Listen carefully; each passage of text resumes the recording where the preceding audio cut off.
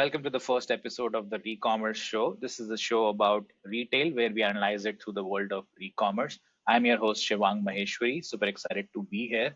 A little bit about myself. I'm the co founder and CEO of Commerce Central. Commerce Central is an AI powered inventory distribution platform where we help retailers and brands take care of their surplus and return inventory with complete intelligence and control. Before this, I used to work at Amazon, where I led machine learning and analytics initiatives across three different divisions, essentially Kindle, Seller, and Prime. That's where I met Cat for the first time. And what I did over there was build systems that influence billions in revenue across technologies like demand planning, inventory forecasting, as well as consumer insights. Before that, I spent some time at FedEx building machine learning algorithms to optimize their B2C network. Most recently, I started a third party logistics company called Ship Maestro, and that's where I got a first-hand seat into the inefficiencies, and the guesswork that goes into the reverse logistics side of the business. So I'm super excited to be here and welcome, Kat. Yeah, and I'm super excited to be here as well. I currently lead growth marketing at Commerce Central, where Shivan and I work together. And before this, I worked in marketing at Primes, where I met Shivan for the first time. And before that, I was in operation at Amazon. And so I'm excited to be part of it. So, since this is our first episode, we want to set up the agenda. So, what do we mean by re-commerce? Why does it matter? What pain point does it solve? What is our intention with the show, and who is this show for? And what to expect from future episode. So, with that being said, what do we mean by re-commerce, Shavan? Yeah, definitely, Kat. So re-commerce is a short form for resale commerce or reverse commerce. Mm-hmm. And what it refers to in the retail industry, where you would see examples of where you bought a power drill and you returned it.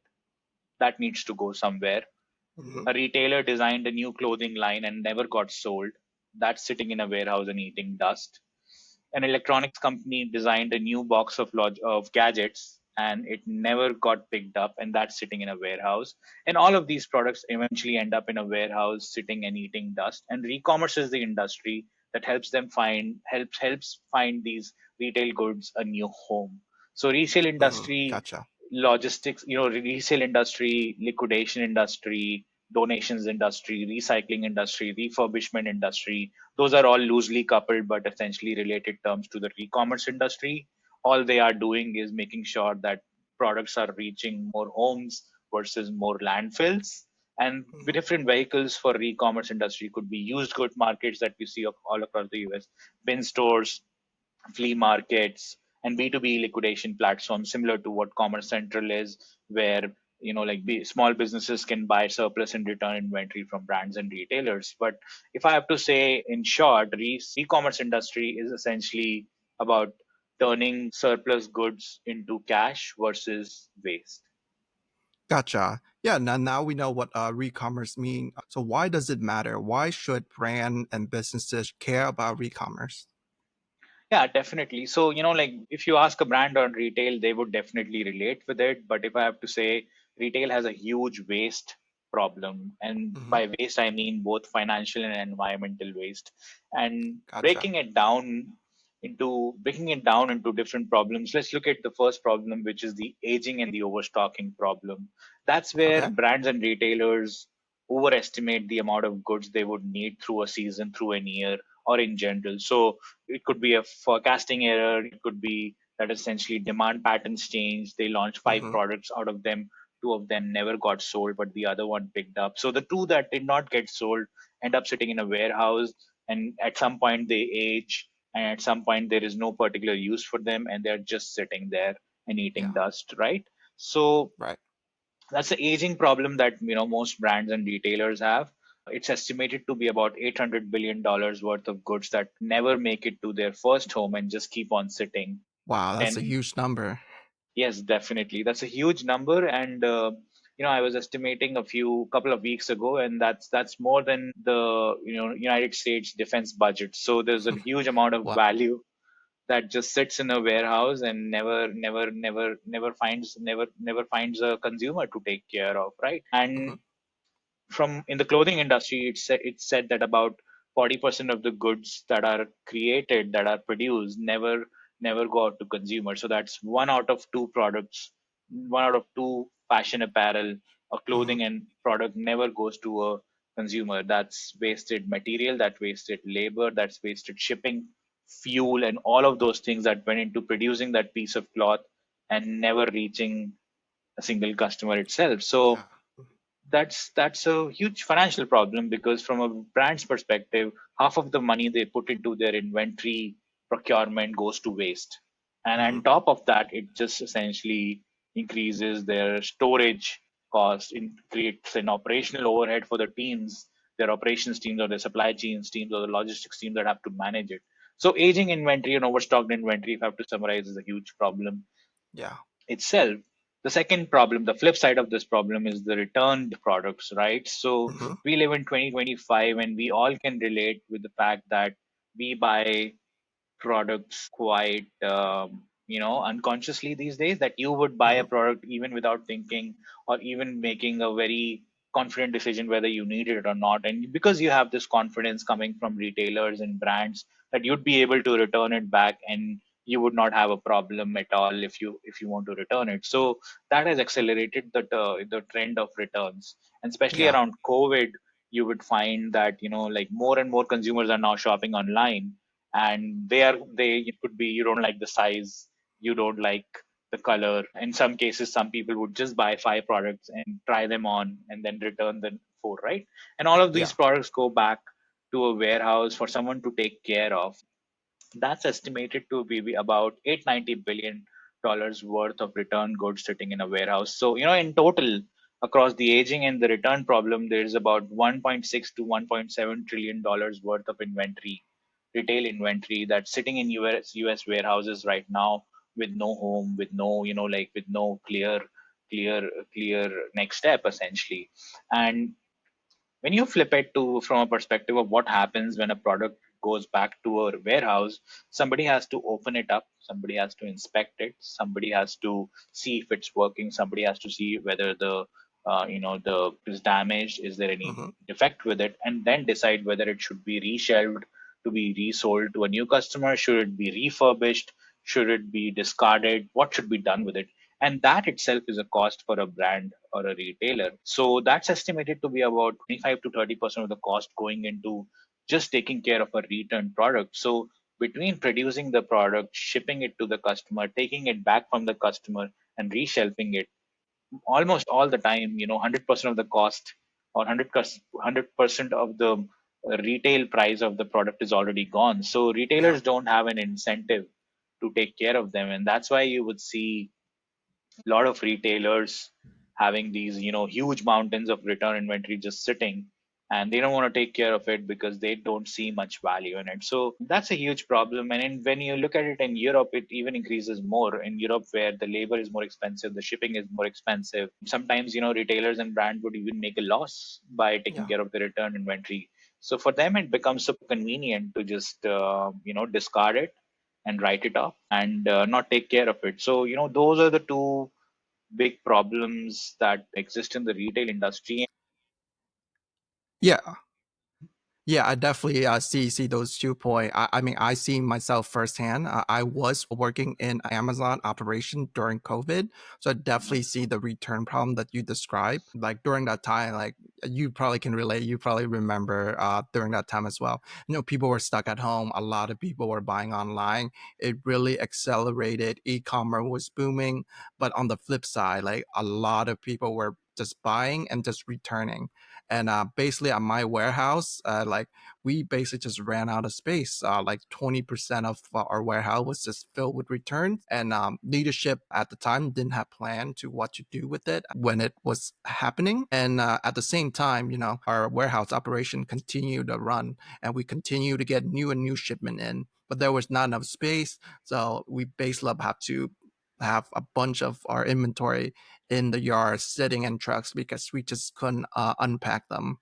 So yeah, I definitely see it's a huge problem and seeing firsthand what is happening in the industry. Yeah, I mean, that's just one Amazon warehouse, but think of, multiple Amazon warehouse, Target warehouse, Costco warehouse, third party logistics companies in general. So I have never met a warehouse operator that does not have a secluded side in their operations. And myself, having being a 3PL operator, 40% of my space was already and always sitting with products that would never move. And I Mhm. had a dark corner of returned goods that were still packed into these UPS boxes and the USPS boxes that would only open 6 months or 7 months later. And what most people would do is to throw them into the landfill. And Yeah. that's the bigger problem. That's another problem that the industry has, the sustainability problem, right? Hmm. Like, how are we Yeah. impacting the environment with these decisions that we are taking? Some estimates say that about 8 billion pound worth of return goods were landfilled in 2023 alone. Wow, that's And a lot. yeah, and that's about 23 Empire State Buildings worth of return goods that we just like dumped Wow. into the ground and Hmm. impacted the planet. So like these aging inventory and returned inventory are not just a financial problem but also a problem for the planet. And that's where the re-commerce industry comes in. Re-commerce industry is essentially, you can consider it a vehicle to solve these problems. So the innovations and the people that work in the re-commerce industry essentially make sure that these products find a new home. They don't go into a landfill. At the same time, there are innovations, like we ourselves are trying to innovate and building products that make sure that it's very efficient for a warehouse operator or a brand operator to sort products easily, find them, decide whether it needs to go for a donation bin, for a resale bin, for a reshelving bin, for a clearance, and for an outlet build and whatnot. So the e-commerce industry is essentially the umbrella of industry that makes sure that we can efficiently and like hopefully profitably take Yeah. care of these products and find them a new home, at the same time not impact the environment. So like as these problems of aging and return inventory would continue to increase, e-commerce would play a bigger and bigger role in the retail industry, where Hmm. it would make sure that brands recover as much value as they can, as well as make sure that they don't impact the environment in the process. That gives me a lot of hope and excitement about the industry, and super blessed to be working in the industry per se. Yeah, no, like I definitely hear you. Like sustainability is a huge thing now with, the younger generation of consumer. And definitely see like if you describe the, with all the waste that go into the industry, it's definitely a huge problem that, we should bring more attention to and hopefully, have good discussion with different leader, different operator, and yeah, just just to shed more light into the issue. But with that being said, so what is the mission and the intention for our show, and like going forward, what should people expect from us? Yeah, definitely, Kat. So we created the e-commerce show to fill a clear gap. There are hundreds of retail marketing shows where marketing gurus would tell about how to do better marketing for your retail. There are a few shows that kind of touch into the fact of supply chains, retail supply chains, but there are no shows that touch on this final frontier, the back end problem. See, so, like apparently the back office Hmm. problem of retail with when it comes to the world of reverse logistics, liquidation, returns, resales, and whatnot. So the goal of our show is essentially to spotlight those professionals that are silently working in the background, keeping products out of landfill, making sure more value is derived from returns, and then they take it to a scale of like millions and millions of products. So these are inspiring individuals, but their stories are never told. So this show is essentially to spotlight them, as well as giving other professionals an opportunity to learn from their playbooks, from their experience, so that they feel motivated and inspired to lead and build in this space. Because at the same time, there is lack of innovation that goes into this space as well. Everyone's trying to use artificial intelligence to optimize inventory forecasting, demand planning, fulfillment,